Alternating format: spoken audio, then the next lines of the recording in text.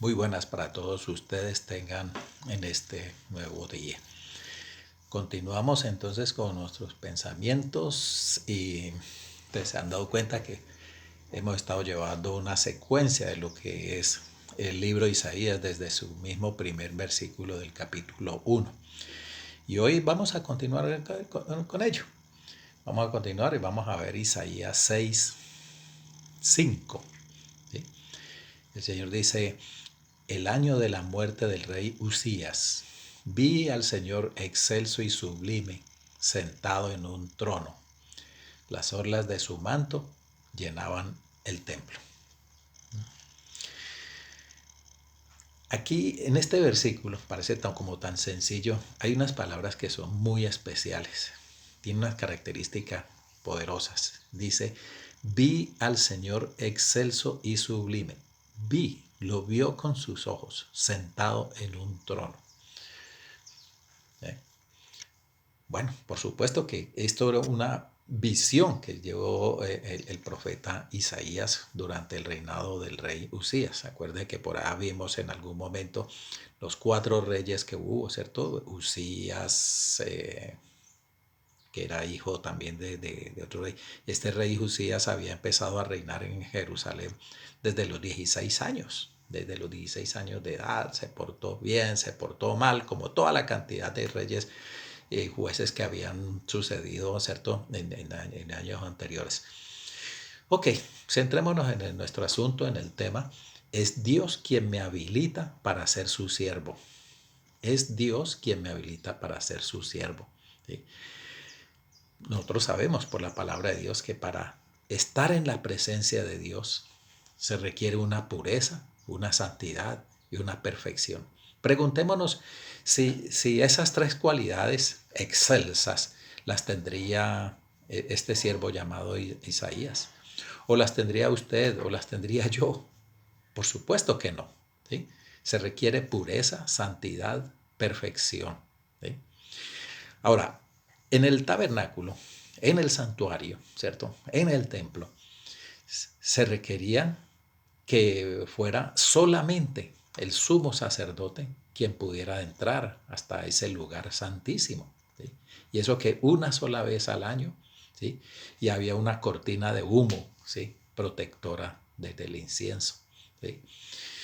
Ok, nosotros hoy en día y en presencia de la ley nunca podríamos aspirar a esta presencia divina si se nos requiere pureza, santidad y perfección para adquirir todo ese tipo de cosas, ¿sí?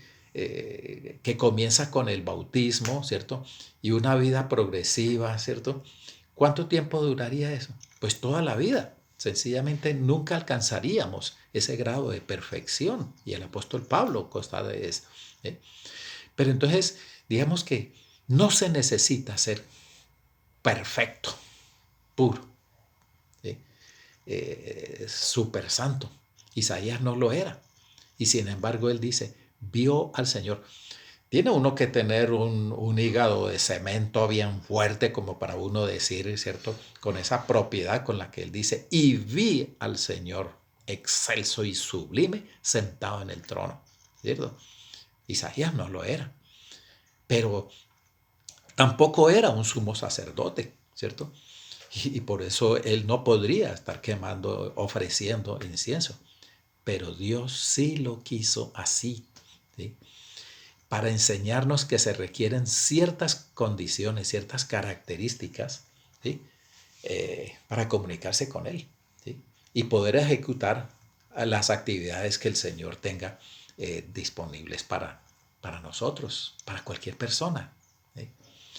Entonces, ¿qué utilizó el Señor? Utilizó un serafín, ¿sí?, que utilizó un carbón encendido, ¿sí?, del altar para tocar los labios del profeta y con ello depurar y alistar las condiciones necesarias para que ese encuentro pudiera ser posible.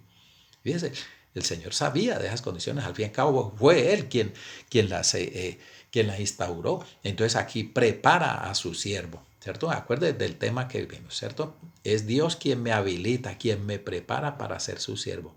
Aquí lo está haciendo a través de un serafín, ¿cierto? Entonces, cuando el serafín muestra muestra, cuando el serafín toca los labios de Isaías, ¿cierto?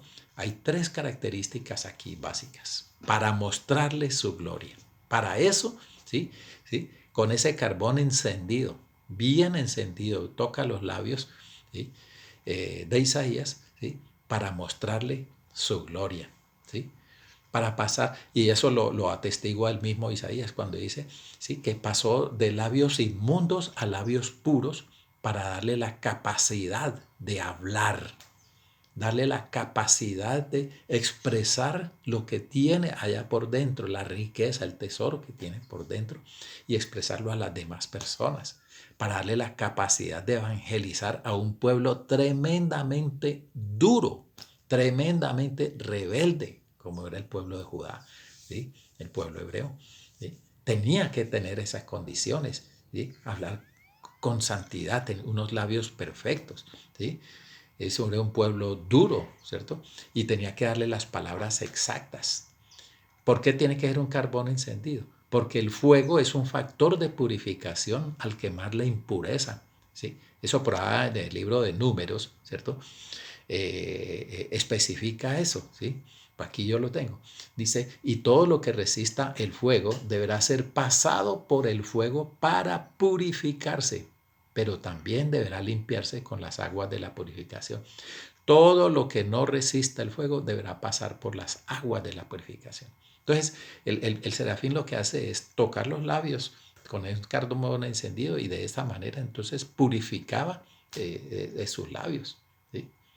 Es en primer lugar mostrarle su gloria, ¿sí? Para quitarle la culpa en segundo lugar, ¿sí? El versículo 6, ¿sí? Las emociones son un reto. El problema que tiene el hombre, que siempre lo ha tenido, es esa montaña rusa en las emociones que tiene, ¿cierto? Montaña rusa, ¿sí?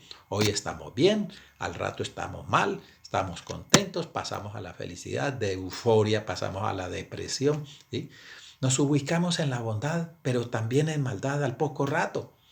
Decimos unas cosas bonitas y al rato o al otro día estamos diciendo unas maldiciones, ¿sí? Este encuentro con Dios, ¿cierto? Tenía por objeto ajustar las emociones de Isaías, ¿sí? De generarle un equilibrio en su estado emocional, ¿sí? Somos como una montaña rusa, dijimos, ¿cierto? De las emociones. Hoy sí, mañana no.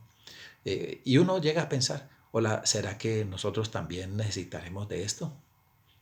Claro que también lo necesitamos. Nosotros estamos desestabilizados emocionalmente. Las cosas que pasan a diario, ¿sí? Tienen un efecto grande sobre nosotros. Cosas buenas y cosas malas nos alteran nuestro nivel emocional. Y se necesita para estar delante de Dios, para servirle a Dios, tener un estado emocional que sea estabilizado. Amén. ¿Sí? En tercer lugar, para quitarle su pecado.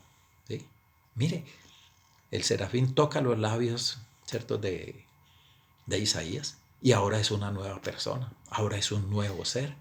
Isaías está listo para hablar a un pueblo, ¿sí? Isaías está listo para hablar a un pueblo y lo hizo, ¿sí? Y lo hizo en medio de tantas dificultades, problemas políticos, sociales, económicos, religiosos, ¿sí? Todo un pueblo, ¿sí?, entregado a las idolatrías y hablaba también de Dios. Todo el problema emocional de que hablábamos hace un momento, ¿sí? Con todo eso, no lo logró. Él habla a todo su pueblo, ¿sí? Y no consigue, ¿cierto?, con éxito llegar a todos, ¿sí?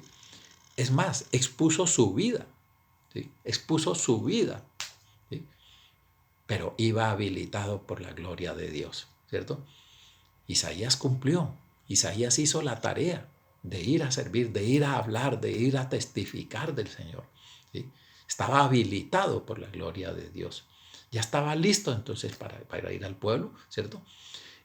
Porque además ya no tenía la carga del pecado, la carga pesada que todos llevamos necesariamente. Todos vamos acumulando cosas que nos van cargando y nos van llenando de peso, ¿cierto? Y que empantana el caminar por ese dichoso camino ¿sí? Del Evangelio, ¿sí? Todo cuando nosotros nos vamos cargando de cosas, de emociones desequilibradas, ¿sí? Nos vamos llenando de peso y esto nos ralentiza, ¿cierto? Bueno, eso es un término como muy mecánico, ¿sí? Nos hace empantanar, nos hace más lentos, ¿sí? En nuestro accionar, ¿sí? Ah, ¿qué nos enseña este pasaje de Isaías 6? Que debemos intencionalmente provocar ese toque de Dios. Nosotros debemos estar siempre, permanentemente conectados, enchufados a la presencia de Dios, ¿sí? Debo darle mi voluntad a Él para actuar, ¿sí? A diario nos cargamos de mentiras, de groserías, lloramos, gritamos, saltamos, reímos, avanzamos, nos detenemos, etcétera, ¿sí? Pero Dios sabe que no podemos estar así. Entonces necesitamos de ese toque permanente, de esa conexión permanente con Dios, de tal forma que en nuestra boca no salgan las dos chorros de agua amargas ¿sí? O dulces, ¿sí? Agua fría, agua caliente, agua salada, agua dulce. No podemos estar en medio de esa zozobra emocional y de acciones que nosotros hacemos a diario, ¿cierto? Santiago 3 nosotros lo vimos hace unos días, ¿cierto? Pues es una fuente de agua, una salada que no puede dar agua dulce al mismo tiempo, ¿sí? O lo uno o lo otro. Necesitamos que el Señor nos estabilice. También aprendemos que en medio de la tempestad se dirija siempre al puerto destinado. Si nos proponemos a algo, ¿cierto? En este accionar por el Señor, vamos hasta allá, cumplamos las cosas, no las dejemos a medio hacer, ¿sí? Las cosas empezadas, luego no se regresa a ellas, ¿sí? No estemos a la deriva, donde el viento sopló para allá, pues vamos para allá, pues para acá, pues entonces vamos para acá, como una veleta, ¿sí? Tiene que tener un sentido la vida. Necesitamos la limpieza de nuestros pecados permanentes. No digamos mentiras, nosotros estamos siempre en unas actitudes, ¿cierto? De montañas rusas. ¿Sí? Fíjese que en el versículo 5 dice, fue iniciativa de Isaías, ¿cierto? El reconocer su impureza de labios y moral ineficiente. ¿Sí? ¿Se acuerdan que dice, ay de mí, que soy de labios inmundos? ¿Sí? Él reconoció su, su inestabilidad emocional, sus cargas de pecado, lo reconoció. Y eso es lo que nosotros aprendemos de este pasaje, ¿sí? Que tengamos nosotros esa disposición de reconocer nuestras actividades permanentemente. Relacionémonos con Dios permanentemente. Insistamos en nuestras actitudes ante el Señor para humildemente, ¿sí? Aceptar y acatar las disposiciones de Él. ¿Sí? Que nosotros tengamos permanentemente un tiempo definido a diario, una disciplina diaria, ¿sí? De que a una hora determinada, la que nosotros escojamos, pero estar siempre en comunión con Dios, estudiando la palabra, analizando, consultando, investigando, preguntando. Nosotros no las sabemos todas, pero sí sabemos quién sabe más que yo. Entonces acudamos a esa persona, consultemos, ¿sí? Digámosle al Señor que nos toque, ¿cierto? Que nos toque permanentemente y nuestra fe se va a robustecer. Que el Señor los bendiga grandemente. Amén.